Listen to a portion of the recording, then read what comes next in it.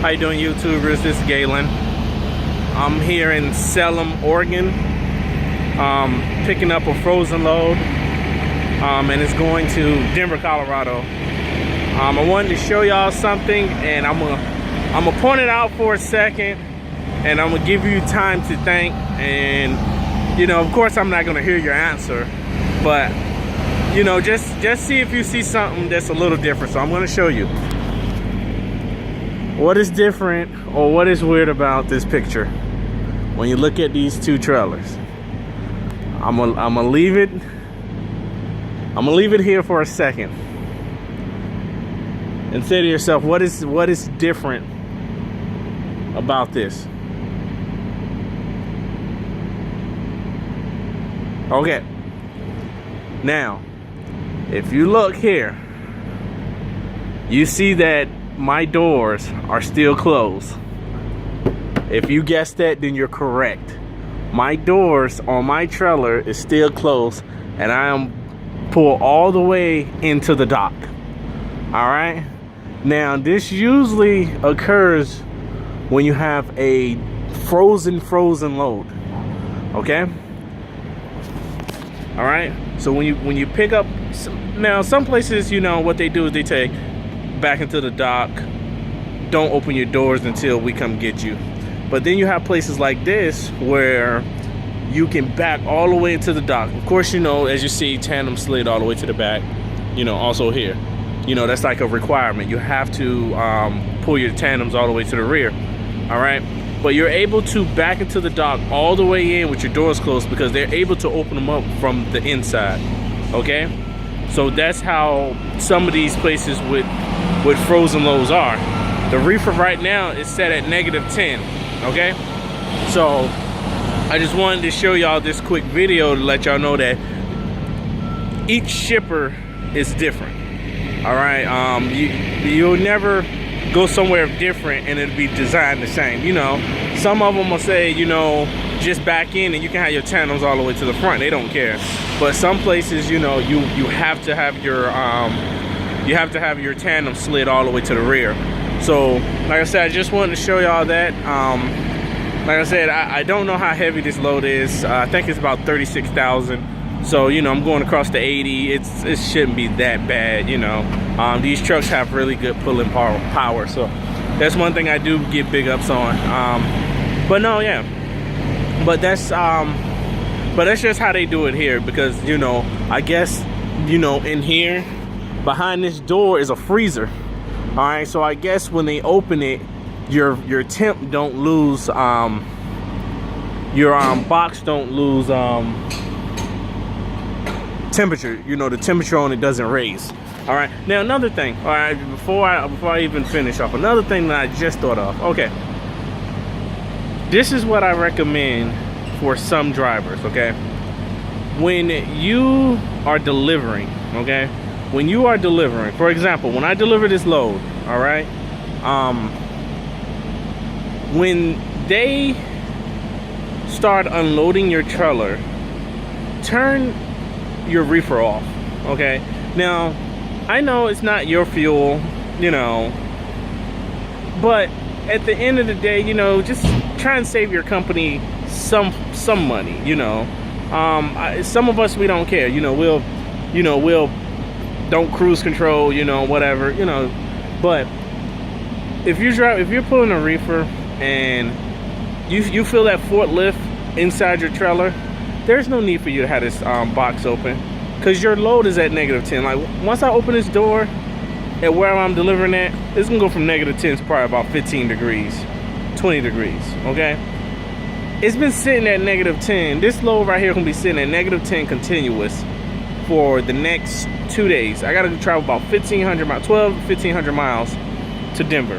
All right, so for the next 2 days, it's gonna be -10 in this box, and this load is gonna be frozen. Once they start unloading, if I turn the reefer off, it's not gonna throw out in 2 minutes. It'll start throwing out, but it's not. All right, now you got some forklift drivers that are faster than others, but there's no way your product is gonna get ruined with your what's the name on. All right, same thing with getting loaded. All right, if you know you got a deadhead, and I see it sometimes, all right, I see it sometimes. If you got a deadhead 200, 300 miles, 4 or 5 hours, don't turn your reefer on soon as you start driving, all right? Don't do that, all right? When you get approximately about, depending on the weather, all right, it's getting cold now.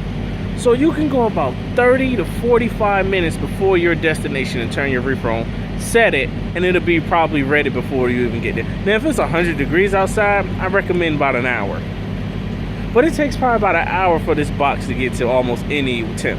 I've seen it be 100 degrees.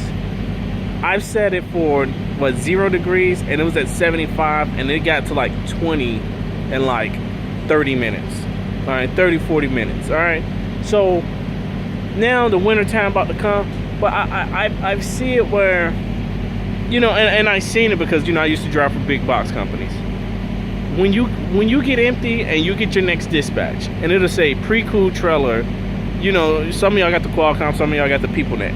It'll say pre-cooled trailer, 35 degrees or 20 degrees. You're gonna go pick up a load of vegetables or whatever. Pre-cooled trailer. Some of us out there are, soon as we get that and we get dispatched on it, we go turn our box on, knowing we got 4 hours of driving to do. All right, don't do that, because you're hurting yourself also, because some of these places, when you get there, they scale you when you get there. So if you run this for 4 hours, that's 4 hours of fuel you just burnt off your reefer. Now you got to try and adjust the weight and say, all right, let's see, 1 gallon is 9 pounds. I got to put 4 or 5 gallons in here. That's 36 pounds right there. So help yourself out. I sometimes recommend topping off before you get loaded, or if you're like at a third of a tank or something, don't worry about it, okay? If your reefer, just try to make sure that stays topped off, because once it gets past the half tank mark, it starts to do some crazy stuff with these new reefers and stuff. But but if you got 4 hours of deadhead to your next pickup and you got a pre-cool, yes, pre-cool it, all right? I'm all for that. But do it an hour away from your destination. Don't do it soon as you wasn't there. Because I'm gonna be honest, I did it when I first started. I did it and didn't nobody tell me. I just thought about it. I was like, why do I got my reefer on right now? I got like 4 hours of driving now. Let me go ahead and turn it off. And it hit me like, okay, don't do it now. So when you get emptied out, now if your place is down the street, yeah.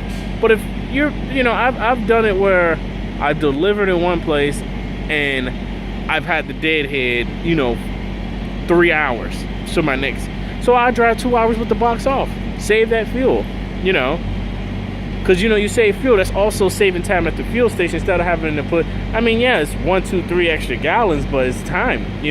Some must be on time. It was like, oh man, I can only be at the fuel stop this long. All right. So there's just a few things like that, So anytime that, and you got to catch it also at these places. Because they'll say, what, slide your tandem to the back, keep your doors closed, back all the way into the dock. Make sure they say back all the way into the dock. Or someone will say, back into the dock, don't open your doors. And they'll come out and get you and let you know, or we'll call you and let you know. So you try and listen, and if you don't get the instructions completely, just double check. 'Cause that's what I just had to do, because this is like since I've been driving, this is like my 4th one that does this, where you back into the dock with your door closed and they open it from the inside. So I was like, all right, hold on, you want me to back all the way in, or you want me to just back up to it with the door shut? And she was like, no, back all the way in, and we open the doors from the inside. Okay, roger that. Go ahead out, move out, and go ahead and do what you got to do.